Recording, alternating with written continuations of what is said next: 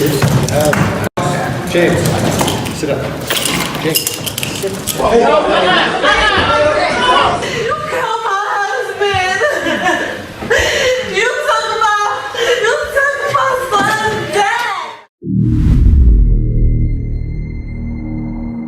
It has been 4 years since the horrific death of James Dunkley Cruz, and as more details emerged, additional individuals were charged in connection with the Albuquerque boy's death. In court, prosecutors detailed the injuries found on James during his autopsy. One of the individuals charged in his death received a sentence for her role in this tragic crime. It's almost been 4 years since the death of James. He's almost been dead longer than he was alive. Pamela Esparza, the third suspect charged in the brutal death of James Dunkley Cruz, returned to court for sentencing. James died in 2019 after prosecutors allege he endured extensive abuse at the hands of his mother, Krista Cruz, and her associates, including Esparza and Zarek Marquez. Marquez has already been sentenced to life in prison for his role in James's death. I know that Miss Esparza isn't the one that killed James. But when you still harm a child and hit them and hurt them and let them be abused in front of you, your inaction is action. The state requested the maximum sentence of 18 years under Esparza's plea deal. Prosecutors argued that Esparza lied to the Children, Youth, and Families Department and family members about James living with them and was aware of the abuse while concealing it from everyone. In response, Esparza's lawyer stated that she was in an abusive relationship with Marquez at the time. I'm asking the court to please take mercy on Ms. Esparza. Esparza's lawyer also blamed the Children, Youth, and Families Department for failing to protect James and allowing the situation to occur. One thing we could all agree about here is that the system completely and utterly failed James Dunkley. Then Esparza herself spoke, expressing her feelings about the situation. I want to be accountable to my own role as a protector and guardian of James. I want you all to understand that I never meant for this to happen. But it did. I know the passing of James has a ripple effect in my community and in the broader community we live in, due to the loss of a precious life. However, Judge Stan Whitaker questioned where her tears were for James, stating that she had the power to save him but chose to do nothing. I don't know that in my years of sitting on the bench hearing this kind of carnage, or her case, that's worse. He sentenced her to 13 years in prison, followed by 5 years of probation, stating that anything less would be a slap in the face to James. My hope from this is that at least the message to CYFD, and I'm sure they get it a lot, is that things just really have to be different. That maybe more lives of children can be saved with a little bit more robust involvement. Esparza will turn herself in to begin her sentence. Meanwhile, James's mother, Krista Cruz, is also scheduled to be sentenced. She also accepted a plea deal and was imprisoned for up to 22 years. An all-out melee erupted in court as the youngest person ever convicted of murder in Kent County learned his sentence. Sean Cisahai appeared in court where chaos broke out. The situation was sparked by the words of a mother who attempted to explain to the judge why her son shot and killed her live-in boyfriend. This is a child. Yes, he may have committed an adult crime. The judge was about to sentence Sean Cisahai for second-degree murder when the chaos unfolded in the courtroom. But obviously, after it all comes out, he was treated in ways that I had no clue of. So we can't say that, oh, he was never mistreated, he was never mistreated. No. She stated that her live-in boyfriend may have been abusing her son. Relatives of the victim, Charmel Stokes, reacted strongly, leading to a scuffle in the courtroom. Deputies had to wrestle Sean Cisahai's uncle to the floor and ultimately cuffed him to restore order. Sean admitted to walking up behind Stokes and him at the family's Kentwood home. After his arrest, he told a therapist that Stokes had abused both him and his mother. This explanation is the only way his family can rationalize why a child with no prior criminal record would commit such an act. Oh, that was his only way out. He didn't know no other way out. He was a young 13-year-old kid. He just turned 13. That's That's his only, he didn't know anything else to do. Police and prosecutors stated that they found no evidence to support the abuse claim and have not identified a motive for the shooting. Relatives of the victim do not believe that he abused anyone. If there was any abuse, didn't nobody know it. And that kind of secret do not stay in a closet like that. It was Jose Moore who reacted angrily to the abuse claims in the courtroom, which led to the scuffle. I couldn't help myself. I couldn't take it no more. I'm hurting bad enough as it is, and then not to express yourself when you're hearing things that's not correct. It was Sean Cisahai's uncle, Chris Mann, on the other side of the courtroom, who was wrestled to the floor. Deputies ultimately released him without filing any charges. The one I was trying to show a scene and, disrespect the court or anything, but I'm going through a lot too, and I was just being there for my sister and my nephew, so that's why I kind of reacted like the way I did. Judge Daniels sentenced Sean Cisahai to a juvenile facility until his 21st birthday. At that time, the judge will decide whether to release or transfer him to an adult prison. A Raleigh family continues to mourn the loss of 31-year-old Raheem Cummings, who was shot outside a shopping center and died the following day. Witnesses reported that a foot chase preceded the fatal shooting. When the first suspect appeared in court, emotions overwhelmed Cummings' widow and the large group of family members who attended the hearing.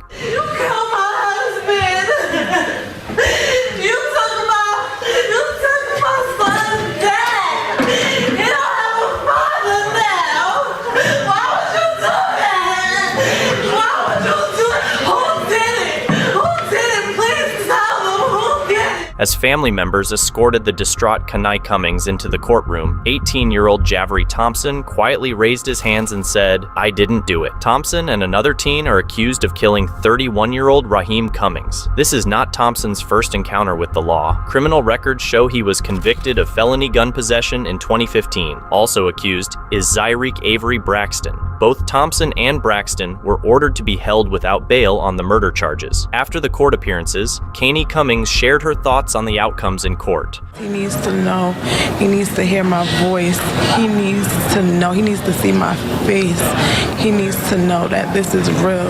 You tore a family apart, this is real, and I want everybody that was involved. I want every single person to face what they need to face. They need to be punished, everybody involved. During those court appearances, the prosecutors did not provide any motive for the crime. The murder at Lenox Square has now been solved, with a judge sentencing the responsible man to life without parole, longer than what the prosecution had requested. The incident occurred in 2020 and stemmed from a dispute over a parking spot. A prosecutor from the Fulton County District Attorney's Office used a large diagram of the Lenox Square parking lot, along with surveillance video and other evidence, to illustrate to the jury what happened. He noted that the incident ended in murder in the parking lot, but began as what should have been a minor disagreement over parking. On the count of murder, I'm going to sentence you to life without the possibility of parole. This case is particularly disturbing. It was described by witnesses to the murder as an execution.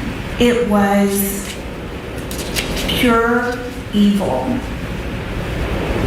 with a gun pointed to the back of that victim's head when you pulled the trigger and killed a man, leaving his family and his child with no father. The law, a Lenox Square parking lot, and a life lost. On March 8, 2020, defendant Ricky Lafargue shot and killed Twan Nguyen in the back of the head in the parking lot of Lenox Mall, all over a dispute over a parking spot. Chief Senior Assistant Fulton County DA John Whitehauer stated that he recommended a life sentence, but given James Lafargue's age at the time of the murder, 19, and his lack of an adult criminal record, he suggested life with the possibility of parole plus 5 years. However, Judge Alice Benton surpassed that recommendation, ordering a sentence of life without parole plus 5 years. Someone lost their life over. Fulton County DA Fonnie Willis speaks. Your reaction to the sentence? I'm pleased with it. I understand why the judge gave the sentence she gave. Danielle Russell worked alongside John Whitehauer in trying the case. The judge did the right thing in this case. Whitehauer stated that an SUV carrying Lafargue and 4 others quickly pulled into a parking space that Nguyen and his girlfriend had been waiting for. An exchange of words took place between Nguyen and Lafargue's group from a distance. Lafargue is wearing the KC hat. Lafargue's group then went to the mall food court. Prosecutors believe that Nguyen, who was unarmed and outnumbered, must have seen them leaving and followed them out. During the confrontation, Lafargue, who had a gun in a sling bag, circled behind Thuan Nguyen and shot him. Lafargue's group fled in an SUV, but quickly crashed, and Lafargue ran off, leaving behind a gun and a hat containing his DNA. Defense was Mr. Lafargue took out the weapon, attempted to strike the victim, and the accidentally went off. A defense which the jury evidently rejected, but that I believe will hold water on appeal. There's no evidence that Mr. Nguyen ever threw any punches at Mr. Lafargue. It was senseless. There were multiple people around. It was in broad daylight. I know that we have people that are saying, well, they won't go to popular spots in Atlanta. I'm not willing to give up any of Atlanta to include Lenox Mall. We think that Lenox has taken great steps since this, but I plan to continue to shop there. I want my constituents to continue to shop there, and I'm going to work with law enforcement to make sure we keep that a safe environment. Whitehauer also pointed out that on the witness stand, Ricky Lafargue claimed that Nguyen initiated a fistfight with a Lafargue group member. That man, who pleaded guilty under the First Offender Act to making false statements to the police, also made the same claim in court. Still, none of the state's independent witnesses corroborated it. The prosecution utilized video and photos obtained during the investigation in their report.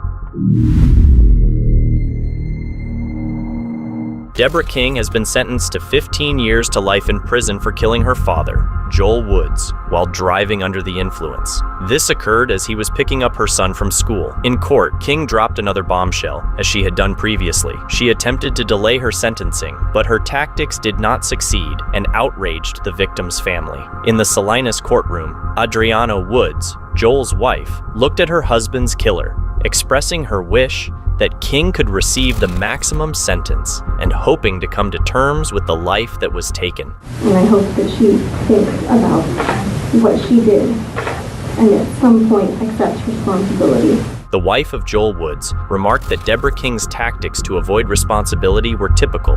At one point, King claimed she was insane, which delayed her trial by a year and nearly postponed her sentencing. Then, she dropped another bombshell by sending a letter to the district attorney's office, indicating that she had information about another crime and another defendant. It appeared to be an attempt to negotiate a lower sentence, but the judge rejected the letter. Her history shows she's only thought about herself. I don't think she ever wanted to face this day and hoped to put it off forever, but she couldn't. She's never shown one shred of remorse except for herself. Joel Woods' father addressed Deborah King in court, expressing his hope that she suffers every day she spends in prison. King received a sentence of 15 years to life for killing Woods nearly 3 years ago, while he was picking up his son from school. At the time of the incident, she was under the influence of prescription pain pills. Woods told the convicted killer that she did not understand what true pain is, and promised to be present when she became eligible for parole. Well, she's got to serve at least 15 by this time, so already served. That means I'll be somewhere around 80 years old, and I'll be there if I'm still alive. She just can't ever be free to get in another car. So that will be our goal. Deborah King may never get behind the wheel again. She was sentenced to 15 years to life in prison due to her history, which includes 6 DUI convictions.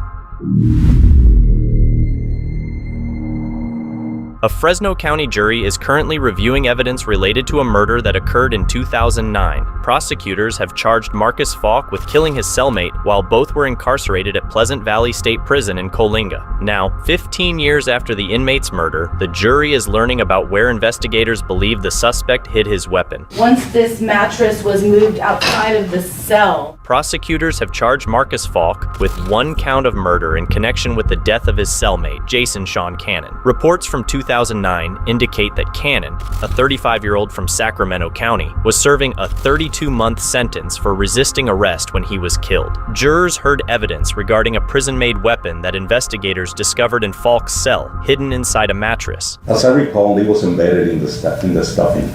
It was embedded. Yes. Okay. In the center somehow. Prosecutors claim that Falk had a pact with another prison inmate to kill their cellmates, but Falk denies the murder charge and has pleaded not guilty. His public defender called upon the prison's current chief of mental health, who has reviewed reports regarding Falk's mental health diagnosis. Did you review a record where he was diagnosed in 2007, July 16th of 2007, with bipolar disorder? Yes. Yes, I did. It has taken years to reach the evidence that attorneys are now presenting to jurors. The case has faced delays from the beginning. Prosecutors noted that Fresno County Sheriff Deputy Joel Wallenmeyer was investigating the case when he died in the line of duty in 2010. The case was subsequently filed in 2019, but as it moved through the court system, attorneys encountered additional delays due to the pandemic. The challenges of trying a case that is now over 15 years old were evident, as Dr. Bao Tren testified.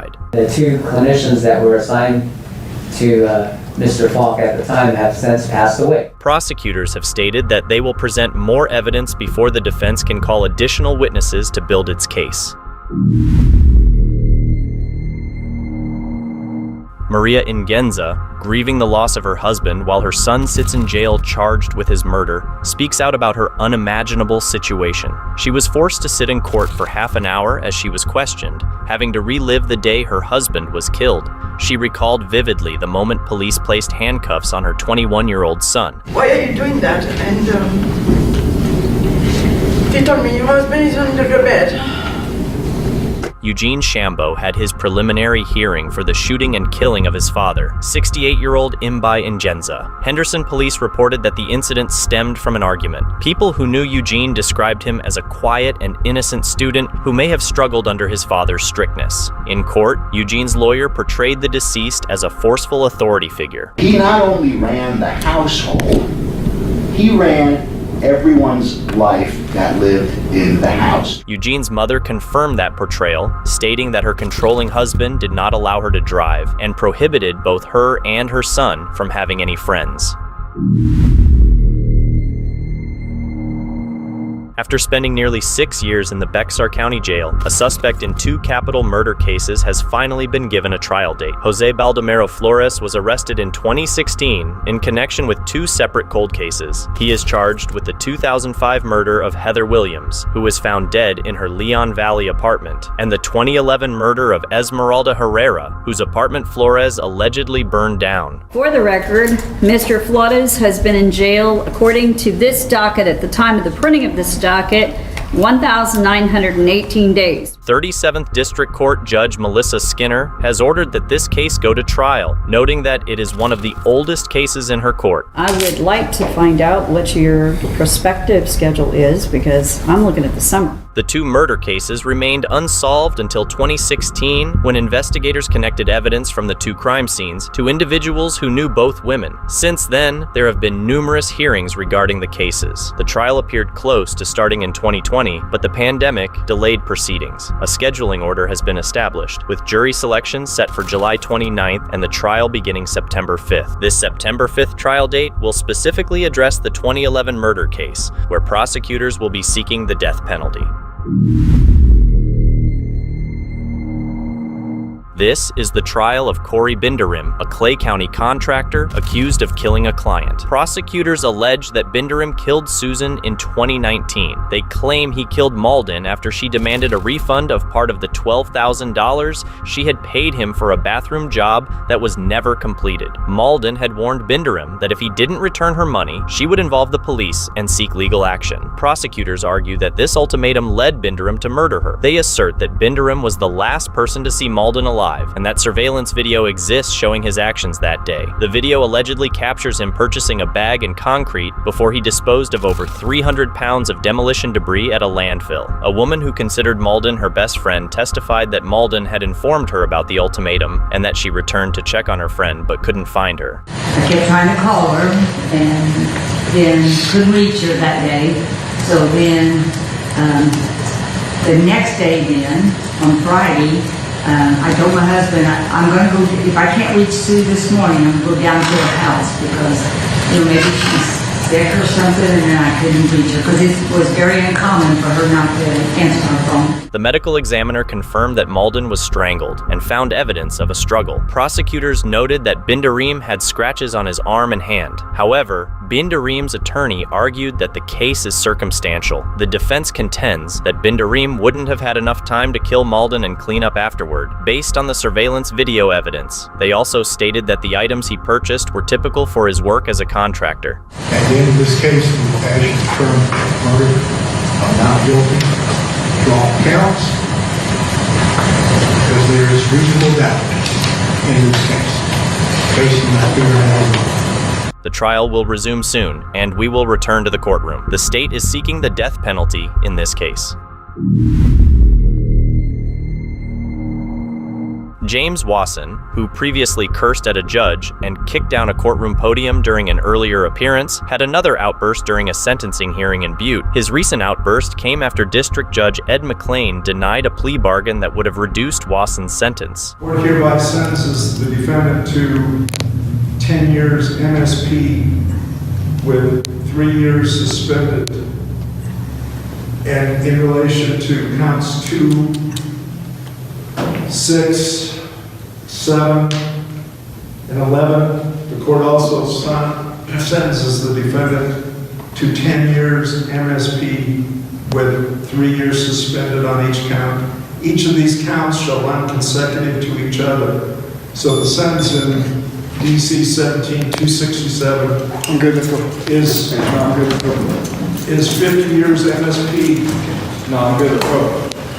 Is 50 years with MSP, with 15 to be hereby suspended. James, sit up. James.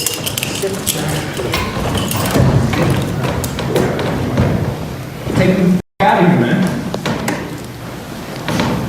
In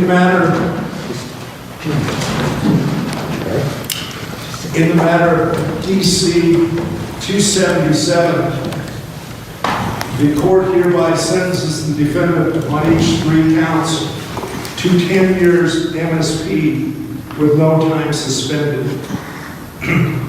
So the defendant is hereby sentenced to 277 to 30 years MSP. The sentences DC 17-267 shall run concurrent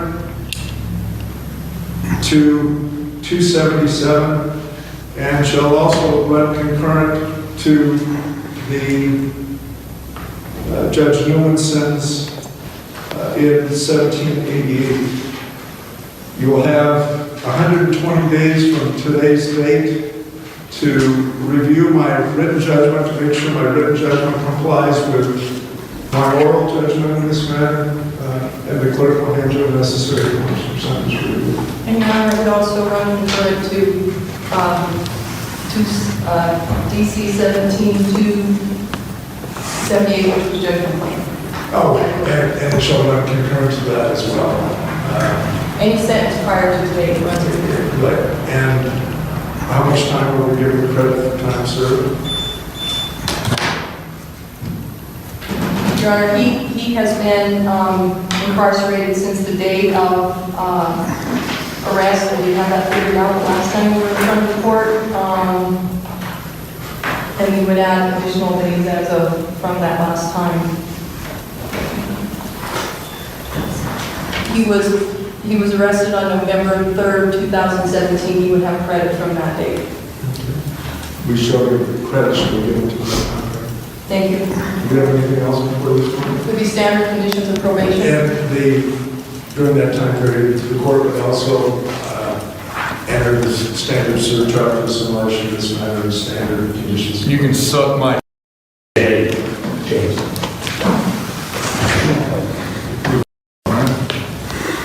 Anything further? No, Your Honor, thank you.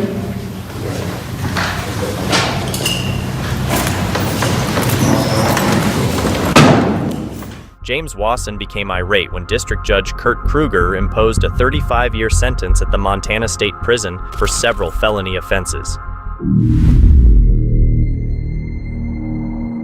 In a chilling case that rattled the tight-knit community of Wadsworth, Ohio, teenager Gavin Ramsey was convicted on multiple charges related to the death of 98-year-old Margaret Douglas. The tragic incident occurred in April, when Douglas, a widow living alone on Portage Street, was found strangled in her home. She had been hidden in a closet, a grim detail that highlighted the brutality of the crime. The investigation uncovered damning evidence tying Ramsey to the murder. Authorities discovered Douglas's wallet in Ramsey's home and, most disturbingly, photos of Douglas stored on his phone. These findings, combined with a confession Ramsey made after being detained in Cleveland a week later, revealed a chilling level of premeditation. Initially, after being indicted by a grand jury, Ramsey pleaded not guilty. However, he later changed his plea to no contest on all charges. This allowed Medina County prosecutors to present their evidence to the judge, who found Ramsey guilty. During sentencing, Judge Joyce Kimbler addressed Ramsey directly, ensuring he fully understood the severity of the proceedings before announcing his sentence. It is my understanding that today you wish to withdraw your previously entered pleas of not guilty and enter pleas of no contest to the indictment. Is that correct? Yes, Your Honor. Okay, in order to do that, we need to have a dialogue to confirm that you are making a knowing, intelligent, and voluntary decision to enter your plea with an understanding of the constitutional rights that you may be waiving in this matter, okay? Yes, Your Honor. Are you indeed the Gavin M. Ramsey who is named in the indictment in case number 18 CR 0548? Yes, Your Honor. As you stand here before me today, are you under the influence of any drugs or alcohol? No, Your Honor. Are you a United States citizen? Yes, ma'am. Do you read and understand the English language? Yes, ma'am. What is your date of birth? 3/23/01. How far did you go in school? Senior year. Are you presently on felony parole or felony probation? No, ma'am. To your knowledge, do you suffer from any mental illness? Not to my knowledge. Have you ever been deemed by any court to be incompetent? No. Have you had ample opportunity to discuss the facts of this matter as well as the potential penalties with attorney's defense? Yes, ma'am. Are you satisfied with the quality of the legal representation you receive from attorneys defense in this matter? Yes, Your Honor.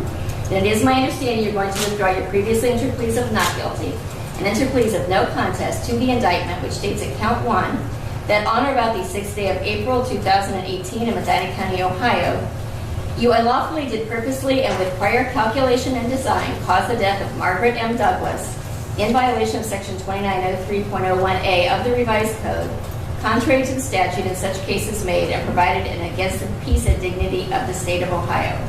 Do you understand the nature of the charge set forth against you in count 1? Yes, Your Honor. What do you think it says you did wrong? That I caused the death of Margaret Douglas. Do you understand? Count 2 states that on or about the 6th day of April 2018 in Medina County, Ohio, you purposely did cause the death of Margaret M. Douglas while committing or attempting to commit aggravated burglary in violation of section 2903.01B of the revised code, contrary to the statute in such cases made and provided and against the peace and dignity of the state of Ohio. Do you understand count 2? Yes, Your Honor. What do you think it says you did wrong? That I caused the death of Margaret Douglas. Count 3 of the indictment states that on or about the 6th day of April 2018 in Medina County, Ohio, you purposely did cause the death of Margaret M. Douglas while committing or attempting to commit kidnapping in violation of section 2903.01B of the revised code, contrary to the statute in such cases made or provided and against the peace and dignity of the state of Ohio. Do you understand count 3? Yes, Your Honor. What do you think it says you did wrong? That I caused the death of Margaret Douglas. Count 4 of the indictment states that on or about the 6th day of April 2018 in Medina County, Ohio, you purposely did cause the death of Margaret M. Douglas while committing or attempting to commit a trespass in a habitation when a person is present or likely to be present in violation of section 2903.01B of the revised code, contrary to the statute in such cases made and provided and against the peace and dignity of the state of Ohio. Do you understand the nature of the charge set forth in count 4? Yes, Your Honor. What do you think it says you did wrong? That I caused the death of Margaret Douglas. Count 5 of the indictment states that on or about the 6th day of April 2018 in Medina County, Ohio, you unlawfully did purposely cause the death of Margaret M. Douglas in violation of section 2903.02A of the revised code, contrary to the statute in such cases made and provided and against the peace and dignity of the state of Ohio. Do you understand the nature of the charge set forth in count 5? Yes, Your Honor. What do you think it says you did wrong? That I caused the death of Margaret Douglas. Count 6 of the indictment states that on or about the 6th day of April 2018 in Medina County, Ohio, you unlawfully did cause the death of Margaret M. Douglas as a proximate result of you committing or attempting to commit an offense of violence that is a felony of the first or second degree to wit, aggravated burglary, in violation of Section 2903.02b of the revised code. Do you understand the nature of the charge set forth against you in count 6 of the indictment? Yes, Your Honor. What do you believe it says you did wrong? That I caused the death of Margaret Douglas. Count 7 of the indictment states that on or about the 6th day of April 2018 in Medina County, Ohio, you unlawfully and knowingly did, by force, stealth, or deception, trespassing 359 40th Street, Wadsworth, Ohio, an occupied structure, or a separately secured or separately occupied portion of an occupied structure, when another person other than your accomplice is present, with purpose to commit therein a criminal offense, and you inflicted or attempted or threatened to inflict physical harm on Margaret Douglas, this being a felony of the first degree. Do you understand the nature of the charge set forth against you in count 7 of the indictment? Yes, ma'am. What do you think it says you did wrong? That I entered Margaret Douglas's house while she was present.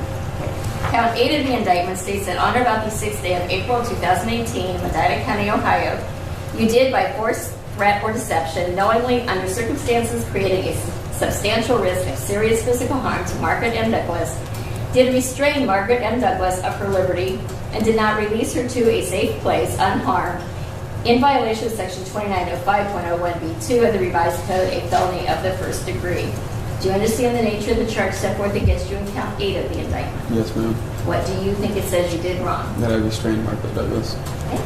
Count 9 of the indictment states that on or about the 6th day of April 2018 in Medina County, Ohio, you unlawfully did treat a human corpse in a way that would outrage reasonable community sensibilities, in violation of Section 2927.01b of the revised code, a felony of the 5th degree. Do you understand the nature of the charge set forth against you in count 9 of the indictment? Yes, Your Honor. What do you think it says you did wrong? That I handled the corpse of Margaret Douglas. Do you understand that a plea of no contest, while not an admission of your guilt, is an acknowledgement of the truthfulness and accuracy of all of the allegations contained in the indictment? Yes, Your Honor. Do you understand that upon pleading no contest, the court can immediately proceed to find you guilty? Yes, Your And Honor. upon finding you guilty, the court could immediately choose to impose sentence? Yes, Your Honor. Do you understand the court is not bound by any sentencing agreement which may be reached between the state of Ohio and attorneys defense on your behalf? Yes, Your Honor.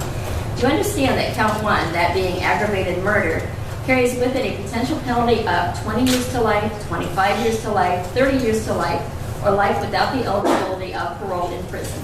Yes, Your Honor. Do you understand that it carries with it a potential fine of $25,000 and that a prison term is presumed mandatory? Yes, Your Honor.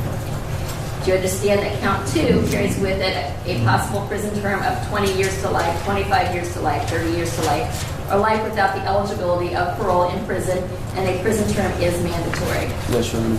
Do you understand it also carries with it a possible fine of $25,000? Yes, ma'am.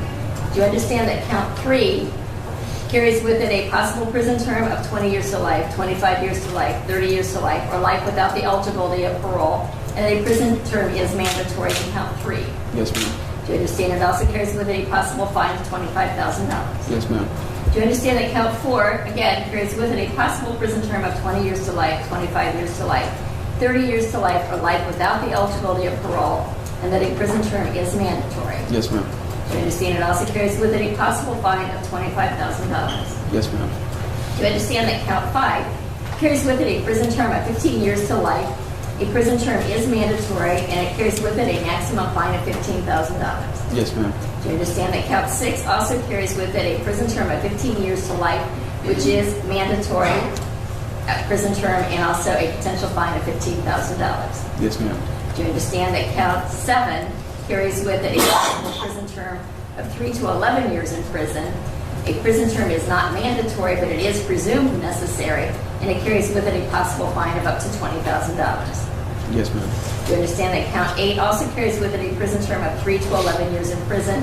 A prison term is not mandatory, but it is presumed necessary, and also carries with it a possible fine of $20,000. Yes, Your Honor. Do you understand that count 9 carries with it a possible prison term of 6 to 12 months in prison and a possible fine of $2,500? Yes, ma'am. Do you understand that theoretically these terms could be run consecutively, one after another, not necessarily all concurrently, all at the same time? The judge explains to Ramsey the challenges and consequences he will encounter once he is out of prison. Yes, Your Honor. Do you understand that after you've been to prison, if you were released from prison, Count 7 and Count 8 carry with it potential periods of post-release control, mandatory post-release control of 5 years. Yes, Your Honor. Do you understand that Count 9 carries with it a possible period of post-release control of 3 years? Yes, ma'am.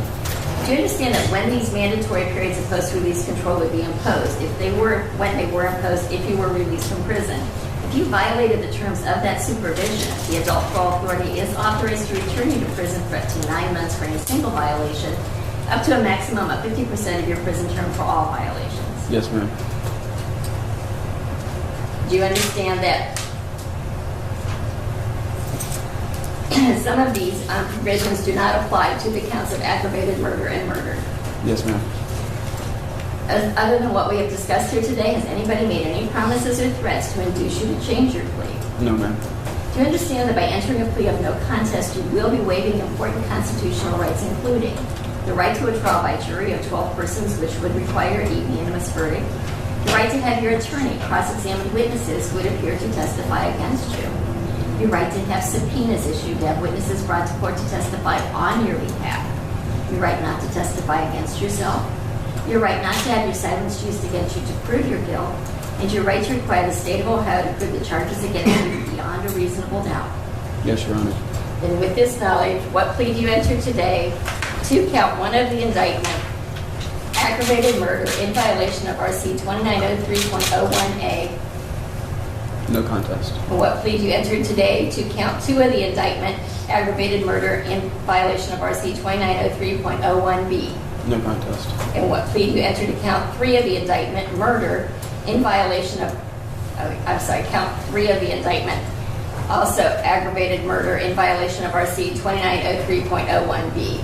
No contest. And what plea do you enter to count 4 of the indictment for aggravated murder in violation of RC 2903.01B? No contest. And what plea do you enter today to count 5 of the indictment for murder in violation of RC 2903.02A? No contest. And what plea do you enter to count 6 of the indictment, murder in violation of 2903.02B? No contest.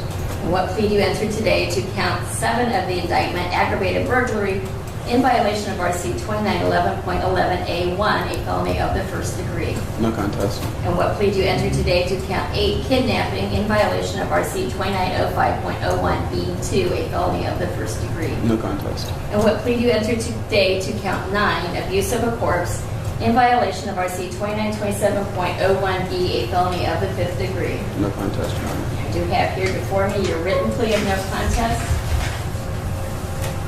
Is there anything else that you would like to say as it relates to the change of plea, Attorney Stephenson? No, Your Honor, we would waive a presentation of facts for the hearing. Anything else you'd like to say as it relates to the change of plea, Prosecutor Thompson? No, Your Honor. Then let the record reflect the defendant is making a knowing, intelligent, and voluntary decision to withdraw his previously entered pleas of not guilty and his tendered pleas of no contest to 1 count of aggravated murder in violation of RC 2903.01A, 3 counts of aggravated murder in violation of RC 2903.01B, 1 count of murder in violation of RC 2903.02A, and 1 count of murder in violation of RC 2903.02B, 1 count of aggravated burglary in violation of RC 2911.11A1, a felony of the first degree, 1 count of kidnapping in violation of RC 2905.01B2, a felony of the first degree, and 1 count of gross abuse of a corpse in violation of RC 2927.01B, a felony of the 5th degree. Court finds the defendant has been informed of all of his constitutional rights, that he understands the nature of the charges, the effect of a plea of no contest, as well as the possible penalties which could be imposed. Therefore, the court accepts the defendant's plea of no contest and finds him guilty of 1 count of aggravated murder, finds him in violation of RC 2903.01A, finds him guilty of 3 counts of aggravated murder in violation of 2903.01B, finds him guilty of 1 count of murder in violation of RC 2903.02A, finds him guilty of 1 count of murder in violation of 2903.02B, finds him guilty of 1 count of aggravated burglary in violation of 2911.11A1, a felony of the first degree, finds him guilty of kidnapping in violation of 2905.01B2, a felony of the first degree, and finds him guilty of gross abuse of a corpse in violation of 2927.01B, a felony of the 5th degree. I will order a pre-sentence investigation. I will schedule this for a litigation hearing on January 3rd, 2019 at 1:30. I am also going to order that certain reports be provided on behalf of the defense. Do you have any motions? After announcing the sentence, the judge turns to the defense attorney, asking if she has anything to add. In response, she requests that a mental health evaluation be conducted. Your Honor, at this time I would ask the court to order a mental health evaluation. It is provided for in terms of being able to be ordered pursuant to Revised Code Section 2929.03 prior to sentence in this matter. So I would ask that he be referred to the Summit Diagnostic Center in order for that mental health evaluation to be completed. The court will grant that motion and order that the evaluation be completed by December the 7th, 2018. A copy should be provided to the court, who will then provide a copy to both counsel. Thank you, Your Honor. Any other motions on behalf of the defendant? No, Your Honor. Any reports that the defendant expects to introduce at the mitigation hearing, other than that particular report by the Psychodiagnostic Clinic, should be provided to the state of Ohio no later than November 16, 2018. Any sentencing briefs to be filed by either the state of Ohio or the defense should be filed by December 27, 2018, in preparation for the mitigation hearing. The judge then turns to the prosecution, asking if they have anything further to contribute. Thank you. At this time, Your Honor, two motions. One, we request that the defendant be transferred immediately from the juvenile detention facility to be held in the county jail pending finalization and sentencing. And the second, we ask that the court lift the previously imposed gag order. Ramsey, clearly overcome with emotion during the hearing, tried to hold back tears as the judge directed that he be transferred to the Medina County Jail to await his sentencing. On behalf of the defendant, do you have any objection to the defendant being transferred to the Medina County Jail at this time? I do, Your Honor. The revised code says that the detention center is a particular establishment for housing juveniles accused of crime, and that juveniles accused of that crime can be held at the juvenile detention center until such time as they are actually sentenced or disposed of. Because he has not yet been sentenced and will not be sentenced until January 3rd, I would ask the court to allow him to remain in the custody of the juvenile detention center. He's had no problems while being at the detention center. I spoke this morning to the assistant superintendent. They've had no objections with his behavior there, and there's no issue with him continuing to stay there. I would ask that the court allow him to remain there. I believe that that is up to the discretion of the court.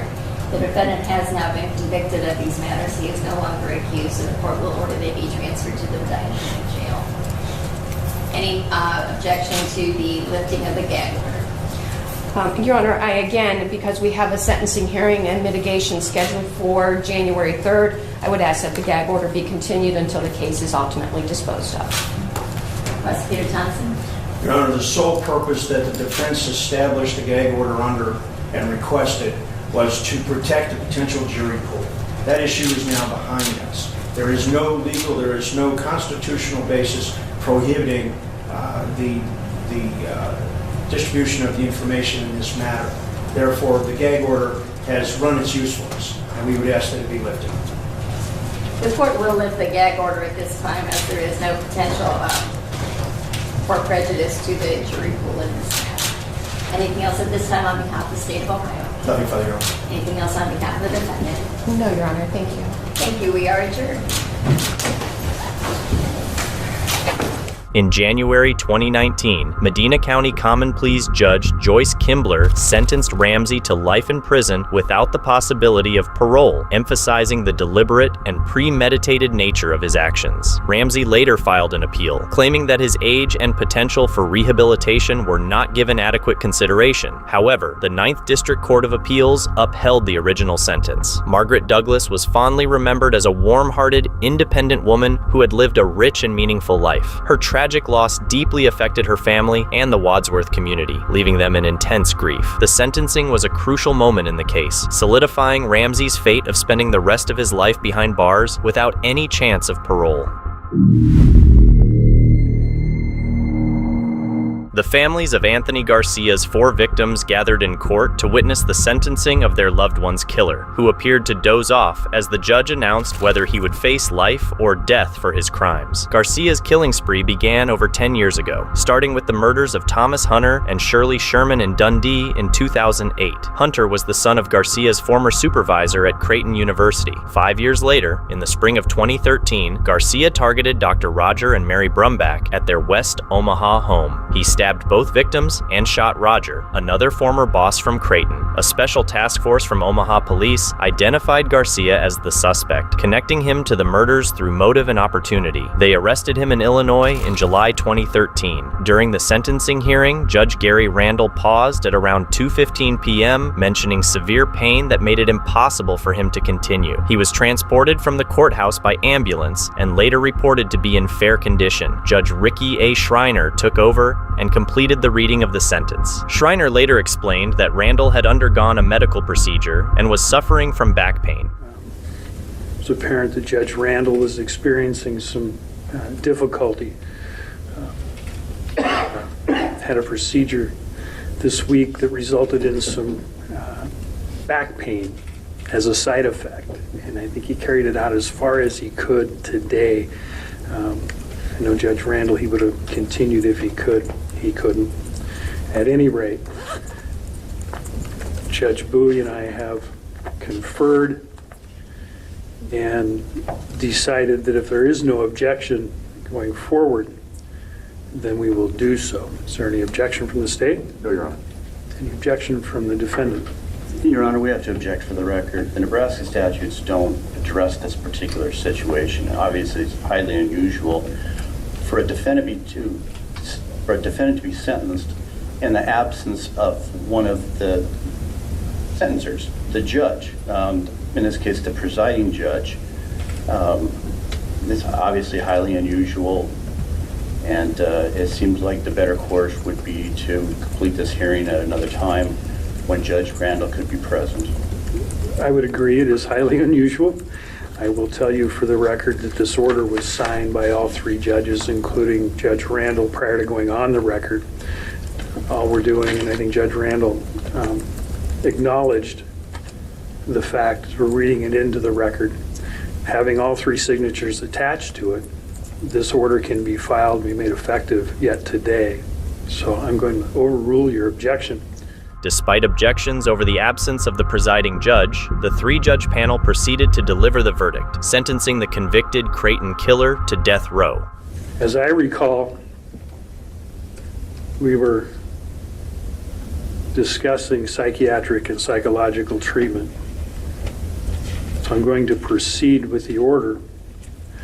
There's evidence the defendant sought psychiatric and psychological treatment and at times was prescribed medication as part of that treatment.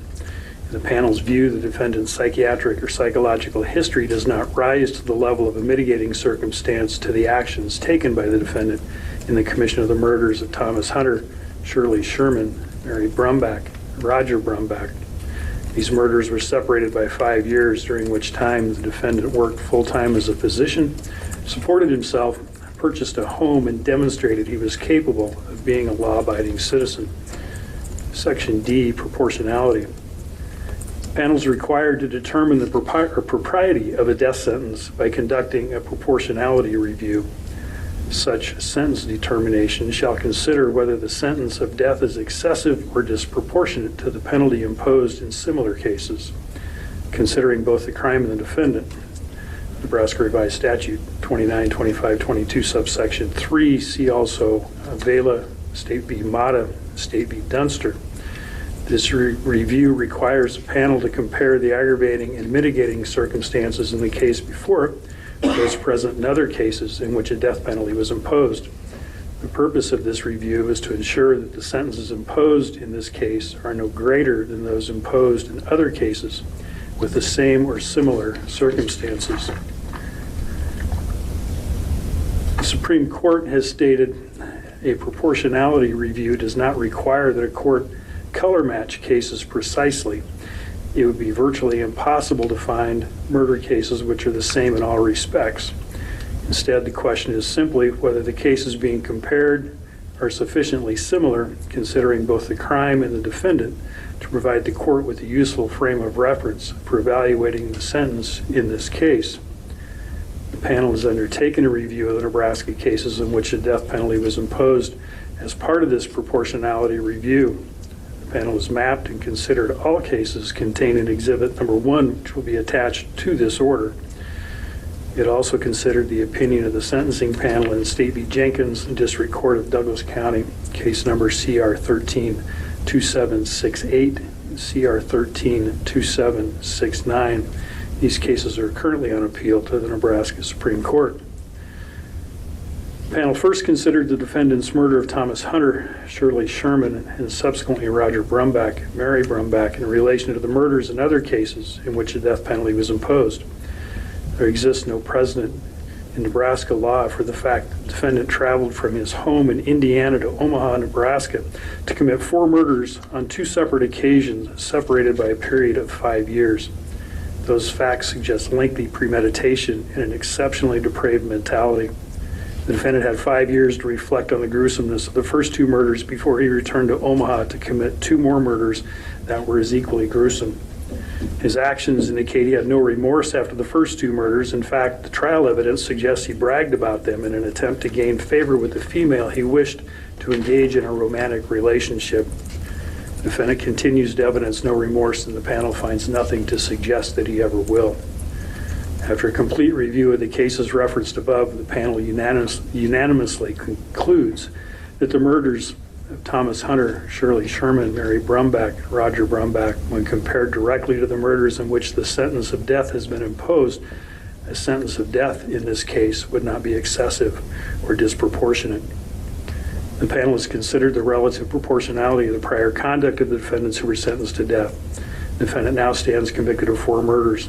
There is no doubt that all 4 murders were premeditated, yet there are any number of cases in which a defendant was sentenced to death in Nebraska where the prior conduct did not rise to the level of disregard this defendant has for the value of the life of another human being.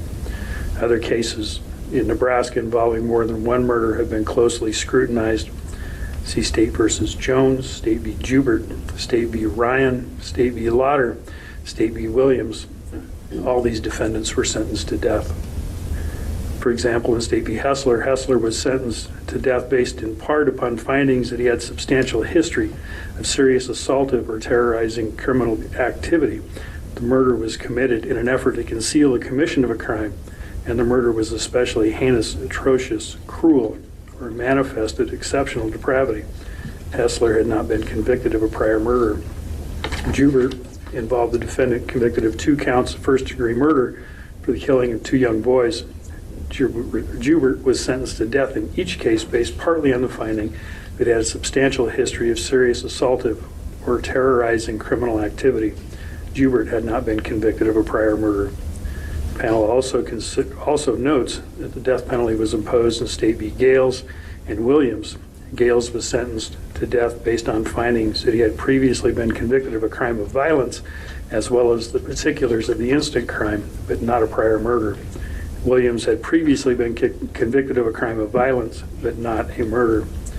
In summary, the panel has conducted a thorough review of the death penalty cases and considered whether the sentence of death is excessive or disproportionate to the penalty imposed in similar cases, considering both the crime and the defendant. The panel has reviewed the nature of the murder in each case, as well as the prior criminal conduct of the defendant, which supports the ultimate finding that the death sentence was appropriate in each of those cases. The panel concludes the sentence of death for the defendant in each of those murders is neither excessive nor proportionate to the penalty imposed in similar cases. Conclusions. The jury found beyond a reasonable doubt all of the aggravating factors alleged. The panel finds that giving the defendant the benefit of all inferences, there's one statutory mitigating factor, and that being the defendant has no significant history of prior criminal activity. Further, the panel does not find the existence of any non-statutory mitigating factors, and the panel finds that a sentence of death is not excessive or disproportionate to the penalty imposed in similar cases. All findings are made unanimously and beyond a reasonable doubt. Sentence. It is therefore ordered, as to count 1, murder in the first degree, a Class 1 felony of Thomas Hunter, on or about the 13th day of March 2008, the three-judge panel orders that a sentence of death is imposed upon the defendant, Anthony Garcia. As to count 2, use of a deadly weapon, not a gun, to commit a felony, a Class 3 felony, the presiding judge orders that defendant Anthony Garcia is sentenced to not less than 19 years, no more than 20 years imprisonment. This sentence shall be served consecutively to the sentence served in count 1 as provided by law. As to count 3, murder in the first degree, Class 1 felony of Shirley Sherman, on or about the 13th day of March 2008, the three-judge panel orders that a sentence of death is imposed upon the defendant of Anthony Garcia. As to count 4, use of a deadly weapon, not a gun, to commit a felony, a Class 3 felony. Presiding judge orders that defendant Anthony Garcia is sentenced to not less than 19 years nor more than 20 years imprisonment. This sentence shall be served consecutive to the sentence in count 1, 2, and 3 as provided by law. As to count 5, murder in the first degree, a Class 1 felony of Mary Brumbach, on or about the 12th day of May 2013. The three-judge panel orders that a sentence of death is imposed upon the defendant, Anthony Garcia. As to count 6, use of a deadly weapon, not a firearm, to commit a felony, Class 2 felony. Presiding judge orders that defendant Anthony Garcia is sentenced to not less than 49 years, nor more than 50 years imprisonment. This sentence shall be served consecutive to the sentences in counts 1, 2, 3, 4, and 5. And as to count 7, murder in the first degree, a Class 1 felony, Roger Brumbach, on or about the 12th day of May 2013, the three-judge panel orders that a sentence of death is imposed upon the defendant, Anthony Garcia. As to count 8, use of a deadly weapon, a firearm, to commit a felony, Class 1C felony. The presiding judge orders that defendant Anthony Garcia is sentenced to not less than 49 years, nor more than 50 years imprisonment. This sentence shall be served consecutive to the sentences in counts 1, 2, 3, 4, 5, 6, and 7. And as to count 9, attempted burglary, a Class 4 felony, presiding judge orders that defendant Anthony Garcia is sentenced to not less than 20 months, nor more than 5 years. This sentence shall be served consecutive to the sentences imposed on counts 1, 2, 3, 4, 5, 6, 7, and 8. As further ordered, the clerk of the district court shall deliver a copy of this judgment, a sentence to the warden of the Nebraska Penal and Correctional Complex or other proper and qualified officer charged with the execution of this sentence. Such copy shall serve as the order and direction to execute this sentence by inflicting the punishment of death by whatever method may be enacted by the Nebraska legislature. As further ordered, a signed or certified copy of this judgment sentence shall be delivered to the Sheriff of Douglas County, Nebraska, who shall promptly deliver defendant Anthony Garcia to the warden of the Nebraska Penal and Correctional Complex. And further ordered that in accordance with the Nebraska statute, the court reporter shall prepare a bill of exceptions as in other cases, and the clerk shall prepare and file with the clerk of the Nebraska Supreme Court a transcript of the record of the proceedings and any other records required by the Supreme Court, for which no charge shall be made, in order that the required automatic review of this order of sentence may be made by the Supreme Court as provided by law. Stated this 14th day of September 2018. This order is signed by the presiding judge, Gary Randall, Russell Bowie, and myself, Rick Schraner. Anything further, counsel? No, Your Honor. Mr. Garcia, you are remanded to the custody of the Douglas County Sheriff for execution of this sentence. We're adjourned. Thank you.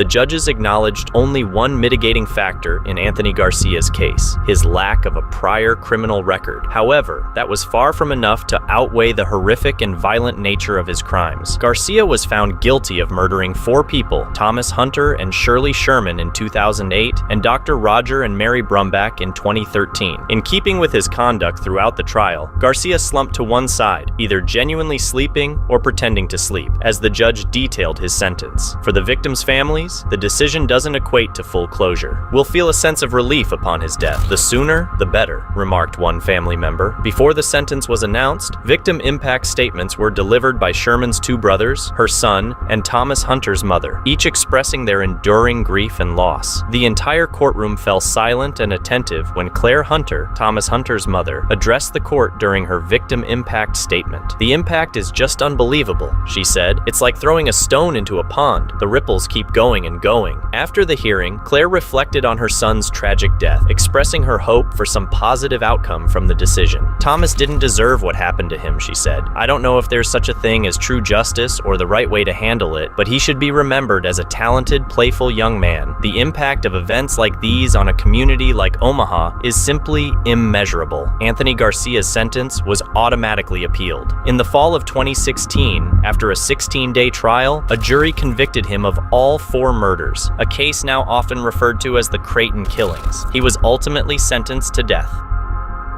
Big thanks to our viewers for joining the courtroom journey with us. Your interest in the stories of justice is what keeps our channel alive.